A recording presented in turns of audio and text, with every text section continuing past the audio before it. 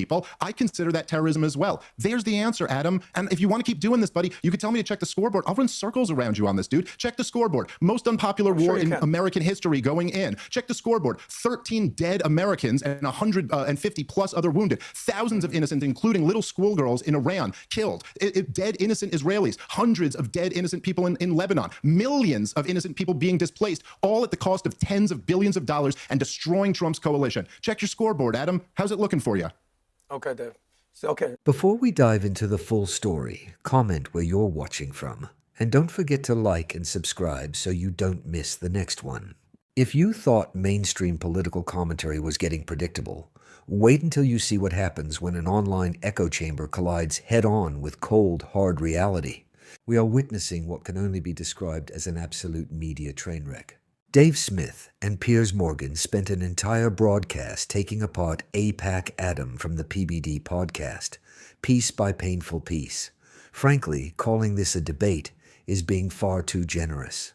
It wasn't an exchange of ideas. It was a public intervention.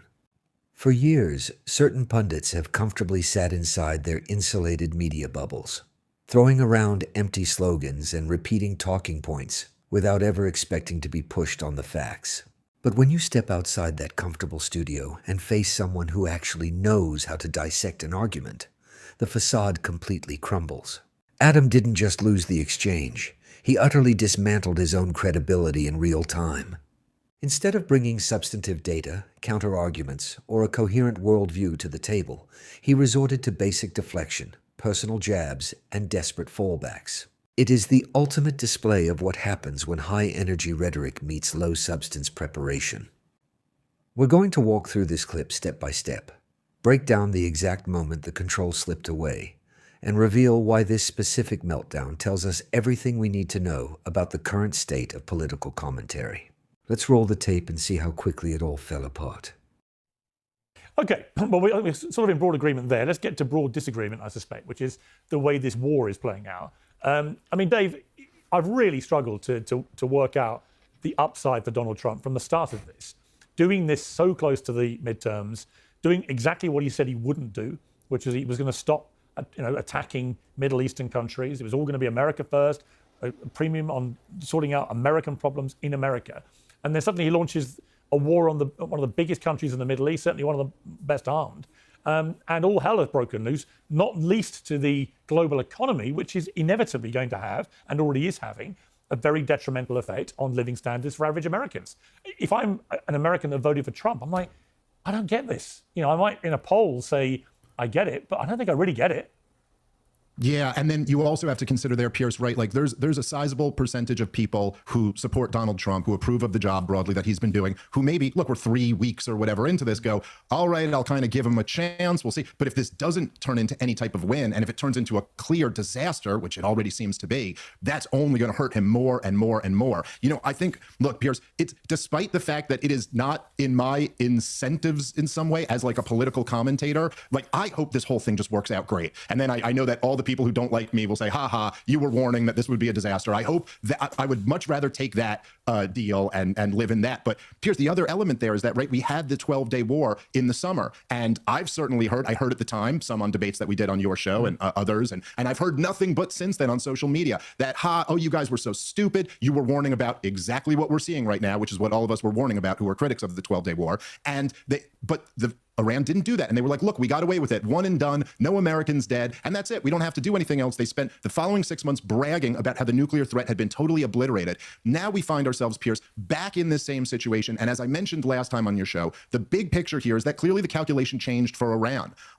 They no longer feel that it's in their incentive for self-preservation to not strike back and kill Americans or not do maximal damage. And now, clearly, with a younger, more radical Ayatollah who has not promised to not build nuclear weapons, they've made the calculation that actually they can't not give us a bloody nose, that they have to really make this cost us. Otherwise, we'll be back in another few months doing it again. And of course, at the beginning of this war, Donald Trump said this was a full regime change war and called for the people to rise up and overthrow their government. And the people did rise up, Pierce, in support of their martyr Ayatollah and in support of this regime. I know you saw some of those aerial shots. There must have been hundreds of thousands of people out in the streets in Tehran, in the most liberal part of the country, supporting the regime. So I'm sorry, at this point, this just looks like a catastrophe. And the best we can hope for at this point is that it only ends up killing like 10,000 people, and it only ends up costing tens of billions of dollars rather than the 200 that Secretary Hegseth has asked for. And this all relies on two major factors. Think about this, Piers. It's not just that Donald Trump has to call it quit and declare victory or whatever, but then we got two other entities that are majorly involved in this war, Iran and Israel. Now, we know at this point, Iran is saying they're vowing not to stop. They talk a lot of bluster. Who knows? Maybe they will. But Israel, Piers, we all know they want the regime change here. In the 12-day war and in this war already, they've hit targets after Trump has clearly asked them not to. Who's to say they don't continue doing that? And it begs a real question of how we get out of this quagmire. Yeah, 3 weeks in, we're already there. Right. So, Adam, you've had a little spat with Dave on social media. When he called it an illegal war of aggression on X, you said, "Come on, guy, read the room." Dave responded, "Let's not pretend you read, Adam." To which you replied, "I'm able to read scoreboards. You are losing big time." Do you still feel that? I mean, do you still feel that? Because I would argue that the scoreboards militarily absolutely would show that the United States and Israeli combined forces have inflicted enormous damage on Iran's military capability. I think that's inarguable. However, what I don't think has been properly factored in by the Americans and Israelis is the ability of Iran to wage an economic war in parallel to a military war. And that by controlling the Straits of Hormuz and by attacking, as they have done, their neighboring Gulf states, both oil refineries and tourist hotspots and so on, they've managed to freak everybody out and they freak the global markets. And this is incredibly damaging to Donald Trump because every day that Straits of Hormuz is shut, then you will see the impact for the next few weeks and months coming through the US economy and the global economy, but the US economy. You know, when fertilizer, when the impact of that being stopped comes through in a couple of months' time, it takes a while to cut through to the actual people of America. But it will, and when it does, it's going to be very damaging. Do you not think that the longer this goes on, the more of a miscalculation has been made here? Look, I'm not the Trump is the all B MAGA guy. I'm the guy that was like, yeah, I'm not so sure about this Trump guy. You know what? Oh, I got the fake news. Oh, Russia, Russia, Russia. Oh, it turns out, yeah, you know what? He's way better than the other side. So I had to use logic and a measured approach to get me to the point where I'm like, he's the guy. So I'll ask you another question. Let's say Trump wasn't here. What's Kamala doing? Oh, no, So everything in politics is binary. I think Kamala Harris would have been a terrible president. I thought Joe Biden was a terrible president. And I've always said with Trump, I think I find myself agreeing with some of the things he does and disagreeing with others, which I think is the right way to deal with Trump. I think if you just judge him on what comes out of his mouth... Well, that's just like with anything, Piers. You're not going to agree with everybody and disagree with that. Right. Yeah, So, and look, when I came on the PBD podcast, I loved it because we disagree about stuff and you guys come on, we disagree, we agree. We never fall out over it, nor should anybody, right? But on this specific call about Iran, I did say on day one, I think this is a massive gamble, and I don't understand the timing. And I think the capacity for this to go badly wrong is very high. The longer it has gone on, because Trump originally was like, this is over in days, then it's over in a couple of weeks, then everything started changing, then the regime change he said was going to happen with people rising up. None of that has happened. There are lots of reasons for it. I think the reason we saw so many pro-regime people hit the streets was they were not going to get killed doing it. We saw in January when people protested against the regime, a lot got killed. And obviously there are bombs flying around all over the cities of Iran, which will also put people off, I guess. So there are lots of reasons, I guess, why people are protesting or not protesting in certain ways. But to me, the justification for this war has changed so many times. It's made me think, I don't think Donald Trump has any clear idea of what victory looks like. Do you? I mean, if the regime remains intact and they keep their enriched uranium, for example, and they maintain control of the Straits of Hormuz, is that victory? Well, look, this was not an easy decision. You think, these guys have been in power 47 years. Everybody in our microwave hustle society wants this done in the next 4 to 7 weeks. It's going to take some time. And we've already, I was talking to a good Navy SEAL buddy of mine, Navy SEAL. He said, dude, we've taken out 80% of their military capacity. Not bad in less than a month. So let the guy cook a little bit. So you also talk about, Dave, that, oh, yeah, they had people out there pro-regime. Yeah, nobody's denying that 10 to maybe 20% max of the country is pro-regime. But what about the 80% of the country? That's like if Dave had a comedy show, and there was 100 people that magically showed up to Dave's comedy show. Oh my God, he has so many fans. Dude, there's 100,000 people outside that didn't go to the show. I'm not being like brutish or sarcastic, but just you're taking a small sample size and extrapolating that for the entire country. We all Well, actually, know just to be clear, who this regime well, is. hang on, Adam. We all know that this is a terrorist regime. Just to Go be ahead. technically correct on that argument you're making, if 100 people turned up to watch Dave's show, then technically over 8 billion chose not to. Correct, and that's pretty uniform at this point. This is really making me feel bad about my numbers on the road. It doesn't necessarily mean that 8 billion people. Yeah, It Dave, doesn't it's mean there are okay. 8 billion people who don't like Dave Smith. I used to own a couple. No, it's fine. I mean, I actually do like Dave Smith. Let me tell you a Dave Smith story. I actually have respect for Dave Smith, but I realized who Dave Smith is, and I would say this to his face or on camera. Dave Smith is a radical libertarian. Don't take my word for it. You've said this multiple times. Have you not, Dave Smith?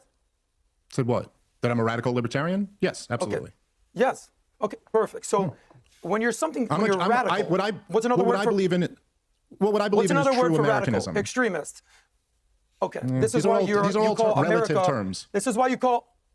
Sure. This is why you call the U.S. military the greatest terrorist organization on earth, right? Because you're a true American. Because you're a true patriot. Is that why, Dave? Because something tells me you have what is known as clickbait of the mouth, and you're using these instances, these wars, to garner attention for you.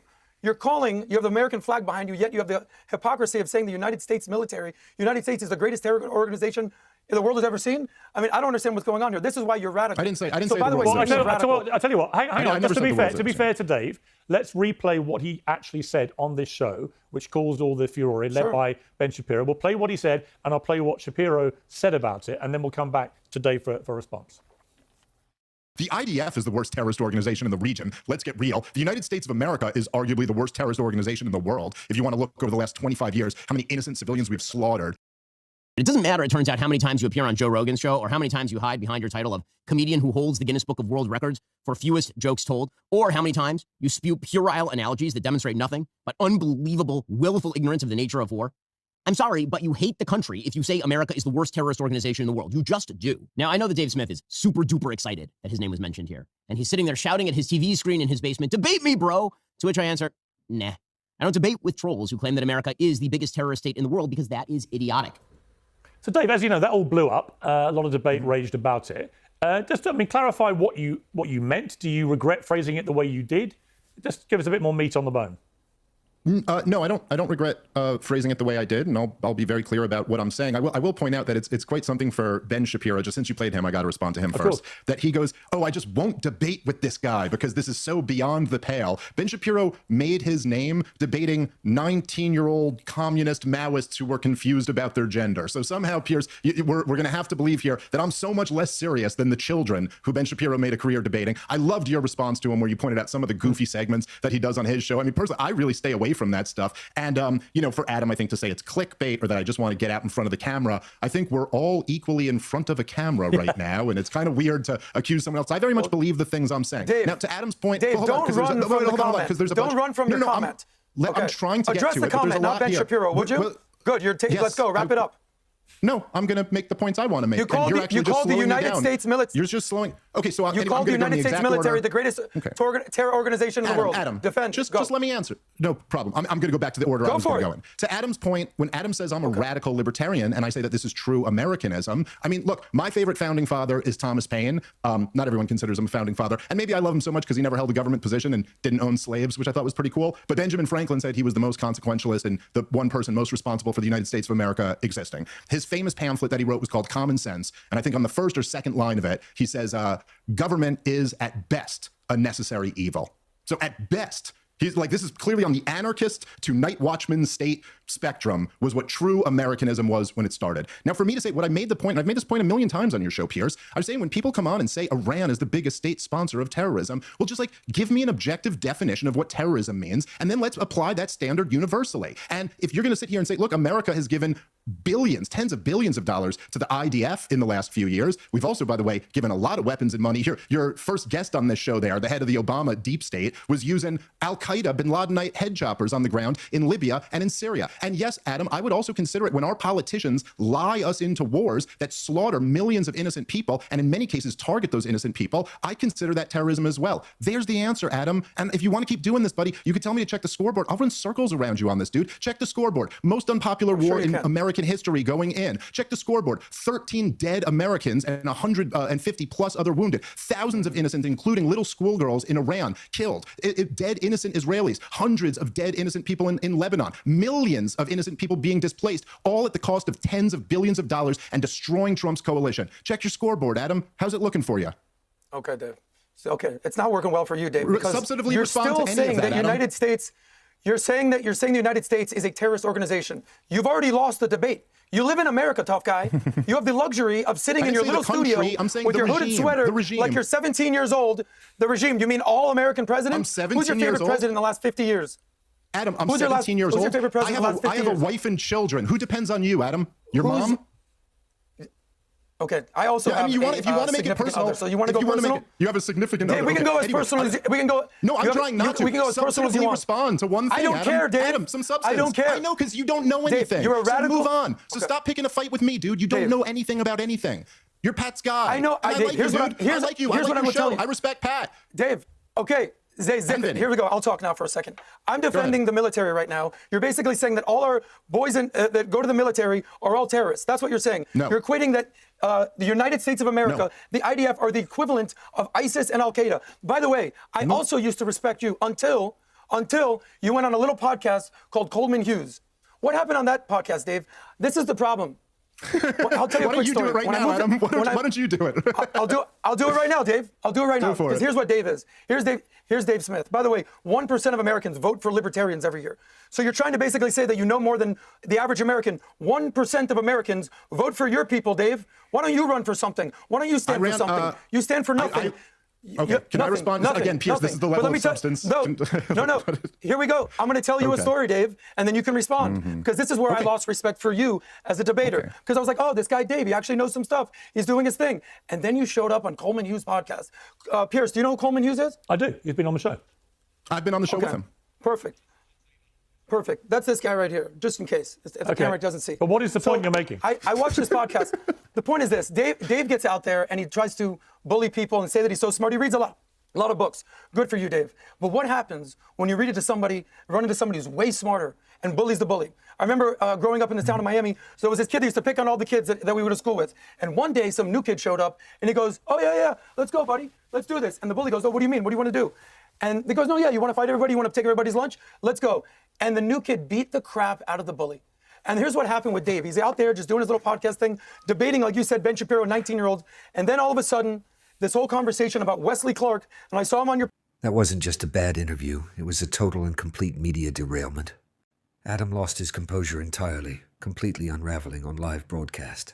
Look at what happened when the conversation shifted to the UK. For months, right-wing commentators have been pushing this exaggerated narrative that the entire nation has fallen, claiming Sharia law is ruling the streets and cities have been completely overrun. But when you ask someone actually living there, someone born and raised right in the West Midlands, the narrative completely falls apart. Are there struggling neighborhoods? Of course. Every single country has low-income areas facing real socio-economic challenges, but framing systemic economic issues as a total religious takeover is a deliberate tactic. It's designed to inflame fear, farm engagement, and push an agenda built entirely on sensationalism. And when you strip away the outrage bait, what were we actually left with on that stage? It wasn't a debate. It was a desperate slinging match. When a commentator realizes they don't have the facts, the policy knowledge, or the historical context to stand their ground, they do exactly what Adam did: bring up past debates, launch personal attacks, and hope something sticks to the wall. This is the ultimate danger of the modern media echo chamber.